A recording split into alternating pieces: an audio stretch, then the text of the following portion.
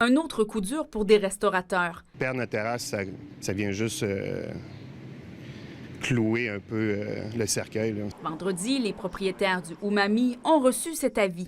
On les informe du début des travaux sur Saint-Zotique dès le 1er juillet pour les nouvelles pistes cyclables, un projet de la Vision Vélo annoncé en 2019. Ils contactent alors l'arrondissement Rosemont-la-Petite-Patrie pour savoir comment ça affectera leur terrasse. La réponse est comme une claque en plein visage.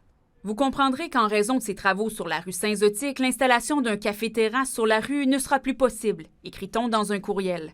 On ajoute être prêt à accueillir les idées pour un nouvel emplacement. On ne peut pas déplacer la terrasse à l'intérieur de notre restaurant ou la mettre sur un artère qui est trop achalandé, qui est la rue Clark, qui est très passante. La décision tombe en plein contexte de pandémie où le nombre de clients que le restaurant peut recevoir est déjà réduit. Les propriétaires insistent, ils ne sont pas contre l'installation des pistes cyclables. Mais perdre la terrasse, c'est la goutte de trop. Je suis totalement pour l'installation de la piste cyclable. Mais notre terrasse prend comme 4 pieds dans la rue.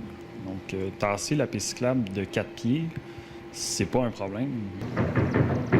Un peu plus loin sur Saint-Zotique, d'autres sont plus chanceux. On est à la préparation, l'installation de la terrasse ici, mais ça a été une opération très complexe pour avoir l'autorisation.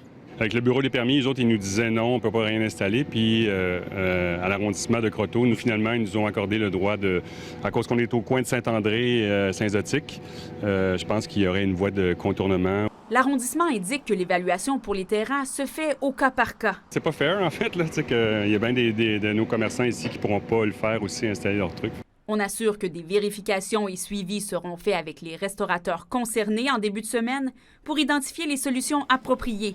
Bénédicte Lebel, TVA Nouvelles, Montréal.